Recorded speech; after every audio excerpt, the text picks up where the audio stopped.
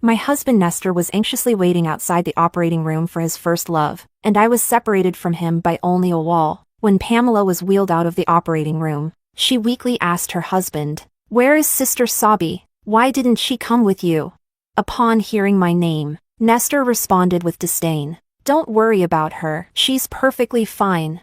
But he didn't know that Pamela's new heart was mine.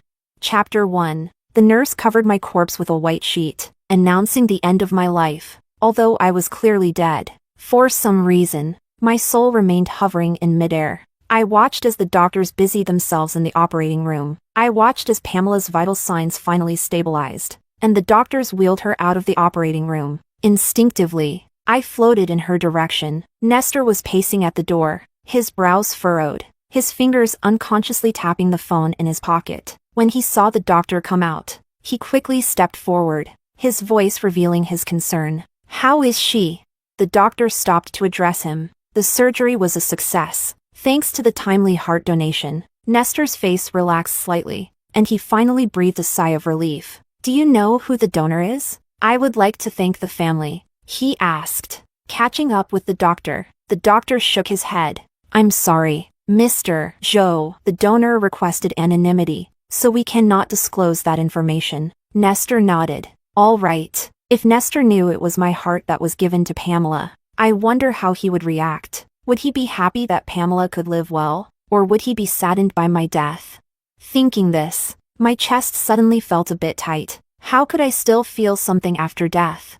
I smiled self-deprecatingly. Soon after, my corpse, covered in a white sheet, was also wheeled out. I passed right by Nestor in the hallway. For some reason, he suddenly looked back, appearing momentarily dazed. Then he turned back and followed Pamela into the ward. Pamela was still asleep, and Nestor stayed by her bedside, waiting. I floated between them, like a third wheel. Realizing this, I retreated a bit. I suddenly remembered when Pamela once yelled at me, "Sabrina, if it weren't for your scheming, I should have been the one to marry Brother Nesto." Nestor had also said, "Sabrina, you should know why I married you." Ah, indeed. I was the third wheel in their relationship, but it didn't matter. I had already stepped back, although it was involuntary. Chapter 2. Nestor tightly held Pamela's hand, his forehead gently resting on the back of her hand. I quietly watched them, not knowing how much time had passed before Pamela's fingers twitched. Then, she slowly opened her eyes. "Brother Nesto." Her voice was still hoarse from just waking up, and as soon as she spoke, Nestor's heart tightened. The moment Pamela saw Nestor, her eyes filled with tears. "Pammy, you're awake!"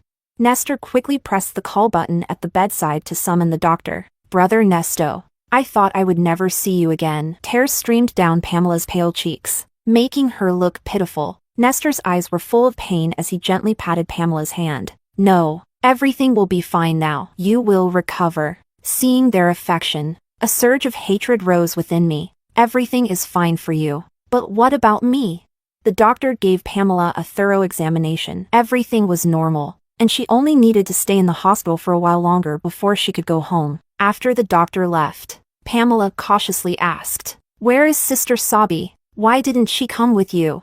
Hearing my own name, I snapped out of my thoughts. Nestor's expression stiffened. He lowered his eyes, a hint of disgust in his voice. "Don't worry about her," Pamela responded with an "oh" and lowered her head, saying nothing more. But I clearly saw a faint smile on her lips. It was the same old trick, deliberately mentioning me in front of Nestor to test his reaction. Everyone could see her intentions except Nestor. After dinner with Pamela, Nestor checked the time and said he needed to go home. Pamela struggled to sit up, looking frightened. "Brother Nesto, I don't want to stay here alone. I'm scared." He took out his phone and checked it. There were no new messages. Nestor hesitated. "How about I ask Aunt Wang to come and stay with you?" Aunt Wang was our live-in housekeeper, responsible for Nestor's and my meals. "Can't you stay with me?" Pamela bit her lip, her voice growing softer. Nestor was silent for a moment, then unlocked his phone and opened our chat. Our conversation had stopped 2 days ago. The last message was from me, saying, "Let's get a divorce." He had replied, "Don't make trouble out of nothing." Chapter 3. Seeing Pamela look at him with red-rimmed eyes like a little white rabbit, Nestor's heart softened. He sent me a message. "I won't be coming home tonight. I pursed my lips. I knew, but I couldn't reply to you anymore. Seeing Nestor agree to stay, Pamela finally smiled. I knew brother Nesto was the best to me. Nestor patted her head, his voice full of affection. I really can't say no to you. While he went to the water room to fetch water, Pamela took out her phone. She opened her secondary WeChat account and sent a message to someone with a completely black profile picture. Is everything handled? The reply was almost instantaneous. Don't worry. Everything is taken care of. A cold gleam flashed in Pamela's eyes. Dying and giving me her heart. At least she died for a good cause. So, she not only knew I was dead, but was also involved in my death. Looking at my semi-transparent body and the smug Pamela, a surge of hatred rose within me, but there was nothing I could do. I could only watch her act sweet and innocent with Nestor, living well in this world with my heart. When Nestor returned with a thermos, he sat in the chair and began peeling an apple for Pamela. However, he seemed a bit distracted. His gaze kept drifting towards his phone, which was set aside. When the phone suddenly rang, it startled him, and the fruit knife nicked his fingertip, but he didn't bother to tend to the cut. Instead, he walked to the window to answer the call. Hello, Sabi. Yes, I won't be coming home tonight. What? She hasn't come back either? Nestor's face changed slightly. I understand. He hung up the phone. Pamela saw this and quickly wrapped his finger with a tissue. What happened? She asked. Nestor shook his head. Something came up at the company. I need to go. I was taken aback. The call was obviously from Aunt Wong. So why was he lying? Pamela didn't seem to notice Nestor's odd behavior and nodded obediently. All right. Go ahead then. Nestor picked up his suit and walked to the door. As he reached the door, he turned back and said, Rest well. I'll come see you tomorrow. My heart stirred, and I decided to follow him out of the hospital. I wanted to see where he was going. Chapter 4. On the way home, Nestor drove, his face serious, seemingly preoccupied. Whenever the light turned red, he would open our chat. Seeing no reply from me, he sighed and put the phone down. I was confused. What was he thinking? Was he expecting a reply from me? But he clearly despised me. To be honest, our marriage was an accident. We were schoolmates but in different years. He was 2 years ahead of me, and it was he who helped me when I was bullied in school. I had a secret crush on him but never dared to disrupt his life. After Nestor graduated, I heard he joined the family business and had a bright future. Knowing I wouldn't cross paths with him again, I buried those feelings deep inside. Not long after, my father fell into debt and committed suicide by jumping off a building. My mother couldn't handle the blow and soon passed away. To pay off the debt, I worked during the day and took on a night job as a hotel maid. The next time I saw Nestor was at the hotel. He was drunk and unconscious, being carried into the presidential suite on the top floor, and I happened to be cleaning the restroom. By chance, I overheard a phone conversation outside. The drug is in. Hurry over. The room card is in the door gap. Then they left. I knew this wasn't something I should get involved in, but after confirming there was no one outside, I was about to leave. But before leaving, I glanced back and saw that the person lying on the bed was Nestor. His face flushed. He frowned, his eyes closed, and his long lashes cast shadows on his face. Should I help or not? He once saved me. Could I just leave him drugged here? After hesitating for a moment, I took the room card from the door gap and locked the door from the inside. I poured a glass of water and walked to the bed, trying to wake Nestor. When Nestor opened his eyes, he was groggy. He looked at me and suddenly called out, Sabrina? I was stunned. Did he recognize me? Chapter 5. His expression quickly turned dazed again. Senior, have some water and take a shower, okay? I tentatively reached out and patted his shoulder, but Nestor grabbed my hand and pulled me forcefully towards him. After a dizzying moment, I found myself pinned under him on the large bed. He leaned in close, his breath hot against my skin, burning away my reason. My heart pounded wildly. Senior, please wake up. I kept pushing at his shoulders, but he was beyond reason. His scorching kiss landed on my lips. My mind went blank, and I heard the last thread of my sanity snap. Everything spiraled out of control. Faintly, I heard urgent knocking on the door. Nestor cupped my face. Sabi, focus. I didn't know how long it lasted, but eventually, I fell into a deep sleep, waking only when daylight filled the room. Recalling last night, I sat up in fear. Seeing Nestor still asleep beside me, I wanted to sneak out, but my movements woke him. He squinted at me for a while, seemingly trying to recall what had happened the night before. What happened? His face grew darker as if he remembered something. My heart tightened, and I stammered. It was an accident, but he didn't want to hear my explanation. He coldly said, "Wait for me outside," and went into the bathroom, putting on a bathrobe. I bit my lip, feeling endless grievances. Why did he treat me this way? It was his loss of reason, so why did I have to bear the consequences?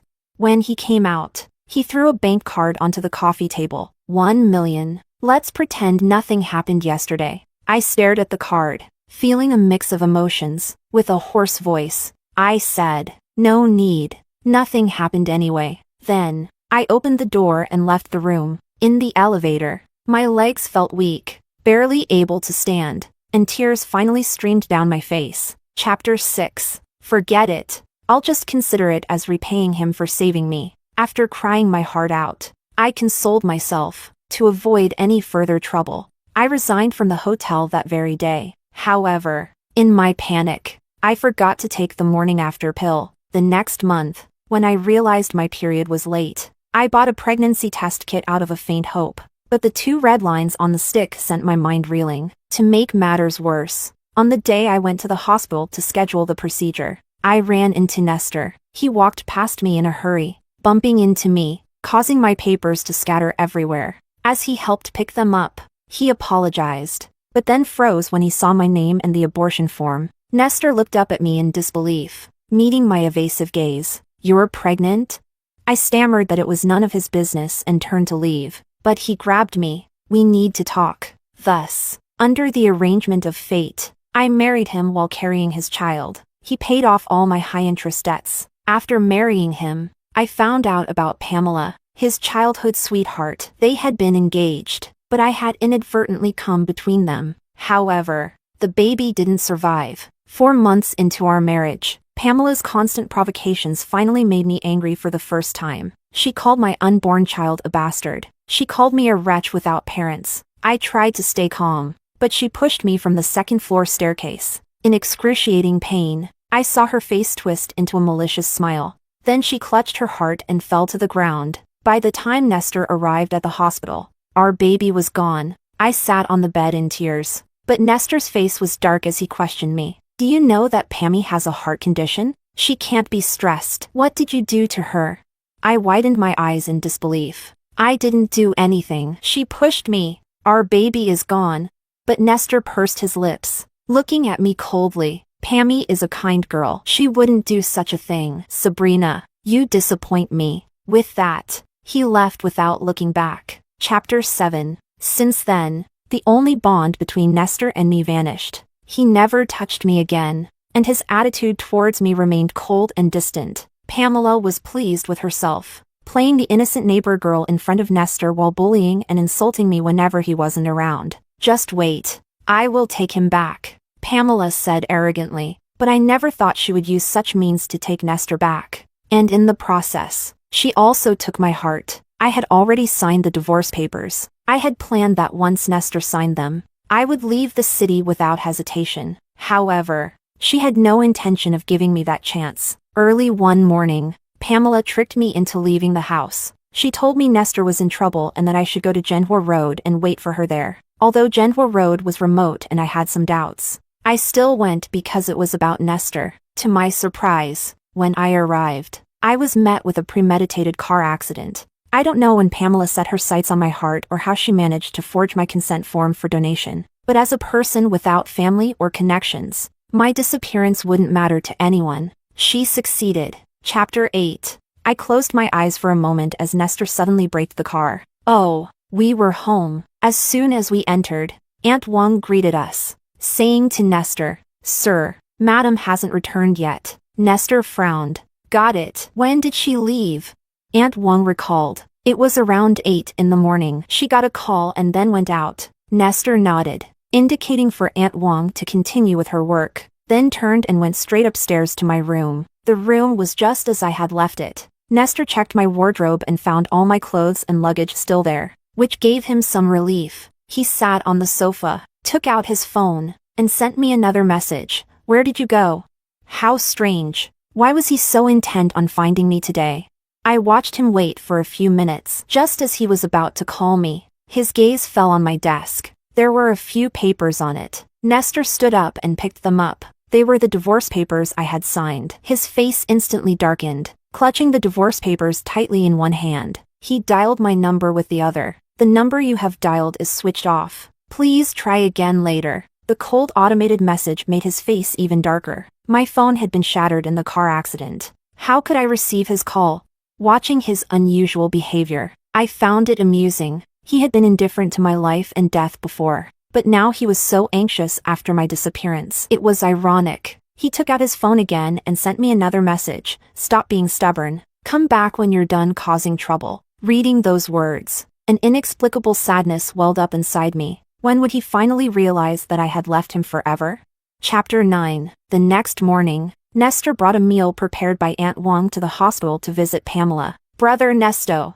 Pamela's eyes lit up the moment she saw him. These are your favorite dishes. Eat more so you can get better quickly. Nestor gently laid out the food on the small table. Seeing his attentive behavior made me catch my breath. Oh, right. I shouldn't be breathing anymore. In any case, I felt very sad, because Nestor never remembered what I liked to eat. Or rather, he didn't care about my preferences at all. I don't eat scallions or spicy food. But the first time we had a meal with Pamela, he chose a Sichuan restaurant, because Pamela liked spicy food. They chatted warmly while I barely touched my food. Pamela looked at me half-jokingly and said, Sister Sabi, don't you like the restaurant Brother Nestor chose? Or do you just not want to eat with me? Nestor's gaze towards me turned somewhat inquisitive. No, I'm just not very hungry today. I had to force myself to eat a few bites of the oil-drenched boiled meat slices. I endured the discomfort to accompany them through the meal, but I ended up with a stomachache when I got home. It hurt so much that I had to go to the emergency room in the middle of the night. What did Nestor say back then?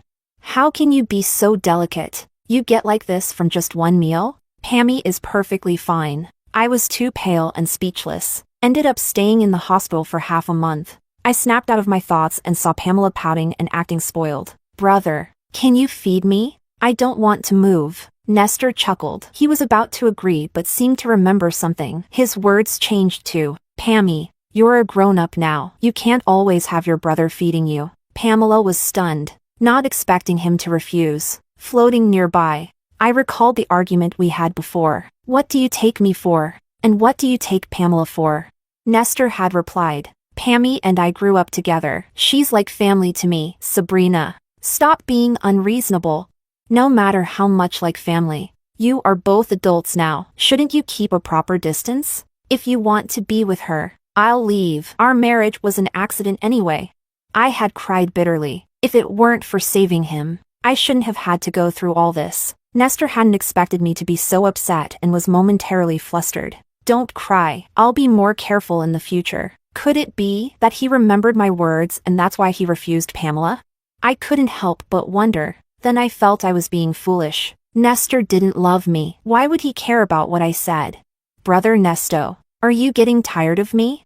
Pamela pouted, her eyes glistening with tears. Nestor panicked and quickly grabbed a tissue to wipe her tears. No, don't get emotional. It's not good for your heart recovery. I will never get tired of you. Pamela continued to cry while leaning her head on Nestor's chest. Nestor's body tensed, but he didn't push her away. Instead, he reached out and gently patted her back comfortingly. Watching Pamela's pretense, my heart surged with hatred. She had harmed my child and me, yet she could still act coy in front of Nestor with my heart. Brother Nesto is the best to me. Pamela sobbed. If Sabrina hadn't seduced you, would you have married me, Brother Nesto?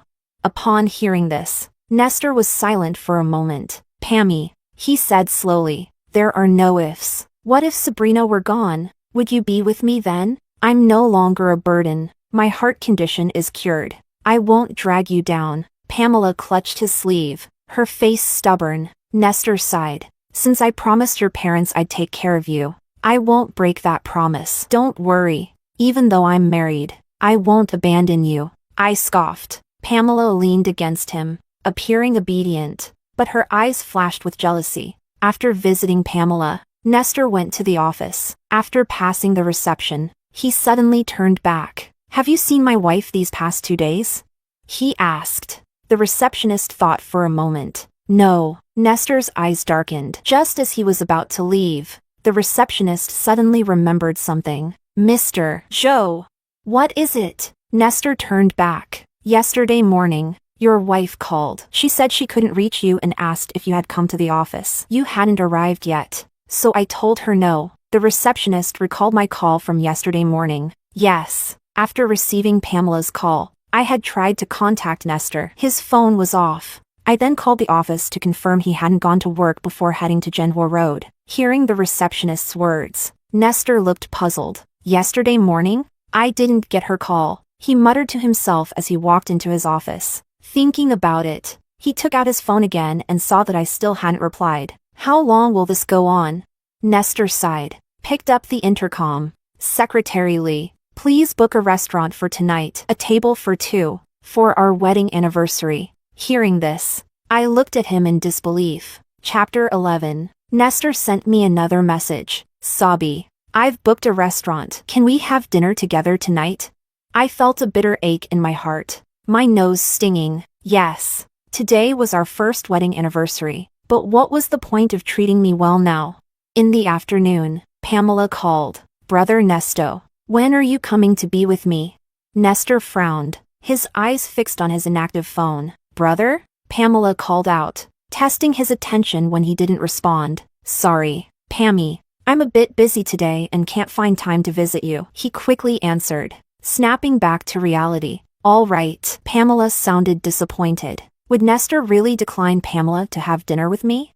I was a bit surprised, but knowing Pamela, she wouldn't give up easily. Sure enough, not long after, the hospital called. The doctor said Pamela had fainted and her condition was unstable, needing a family member to accompany her. A rare look of frustration crossed Nestor's face, but he still drove to the hospital. How's Pammy? Seeing Pamela lying in bed with her eyes closed, Nestor hesitated and asked the doctor beside him. The doctor replied, Miss Bai suddenly got emotional and couldn't breathe, so she fainted, with no one else to stay with her. Nestor had to wait for her to wake up. He kept checking the time on his phone, perhaps thinking about our dinner plans. But I couldn't keep the appointment. Nestor. After 2 hours, Pamela slowly woke up. Brother Nesto. Seeing Nestor, she started to tear up again. Pammy, I have dinner plans with Sabi tonight. I really can't stay with you. Nestor interrupted her as soon as she woke up. Pamela was taken aback. With sister Sabi?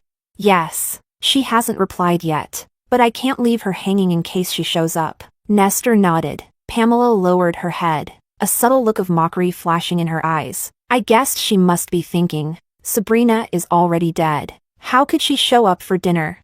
Rest well. Nestor stood up to leave. Brother Nesto.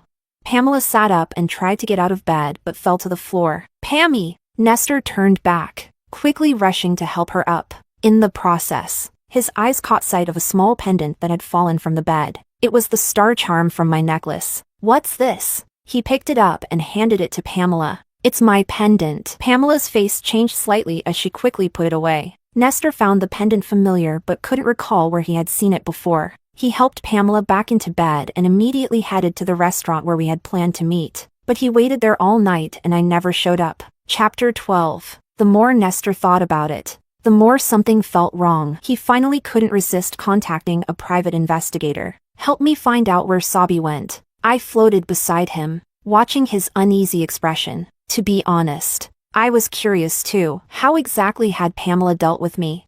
The private investigator quickly responded, reporting that there were no records of me buying tickets at the airport, port, or train station. The last time surveillance captured me was when I hailed a taxi in front of our house. Reading the investigator's message, Nestor felt a sinking feeling in his heart. A hint of panic appeared on his face. Track that taxi. The taxi was legitimate, and the driver was quickly contacted. The driver said he had dropped me off near Genwa Road, but knew nothing more. There was no surveillance in that remote area. Genwa Road is so remote. What was she doing there? Nestor recalled something Aunt Wang had mentioned. Around 8 in the morning, she got a call and then went out. He immediately ordered, find a way to check her call records. See who called her, perhaps clinging to a sliver of hope. He didn't report it to the police, Checking the call records wasn't difficult. The last call was from Pamela. Nestor's expression was as if he had been struck by lightning. What? He abruptly stood up, knocking over the coffee cup on his desk. Warm coffee spilled all over the documents, but he didn't notice. Nestor finally remembered why he hadn't received my call. He had been at the hospital with Pamela at that time. Pamela had asked for his phone to play games. Then, he checked the surveillance footage again, though not obvious. I was wearing a necklace, with a star pendant. At that moment, all color drained from Nestor's face. He contacted the private investigator again. Find out who donated the heart to Pamela. I was amazed by Nestor's sharpness at that moment. His shock and pain seemed genuine, for once. His usually cold and indifferent face showed a hint of regret. The investigator's email quickly arrived. The donor was Sabrina. Nestor closed his eyes slowly. His lips were completely devoid of color. So, it was you? He murmured. I didn't know if he recalled the day before yesterday at the hospital when he looked back at me, covered in a white sheet. As he followed Pamela. Chapter 13. Nestor sped to the hospital at 120 miles per hour. He pushed open the door to Pamela's room and walked in. Brother Nesto? Why are you here so late? Pamela woke up, frowning slightly. Where is Sabi? Nestor's voice carried no emotion. Sister Sabi? I don't know. Pamela blinked, feigning innocence. My patience is limited. Pamela, where did you take Sabrina? Nestor took a few steps forward, towering over Pamela sitting on the bed. That star pendant was on Sabi when she disappeared. If you really don't know, why was it with you? Pamela bit her lip, about to lie again. Nestor grabbed her wrist. Whose heart is it? Is it Sabi's? Tell me. Seeing no way out, Pamela dropped her act. Yes, it's hers. She's dead. Hearing her words, Nestor's eyes darkened. If she's dead, I want to see her body. Where is she? Pamela laughed as if hearing a funny joke. Are you seeking justice for her now? Sabrina seduced you, got pregnant, and used despicable means to marry you, becoming an obstacle between us. Does it matter where she died? I took her heart, and now I can live well without Sabrina. You'll marry me, right?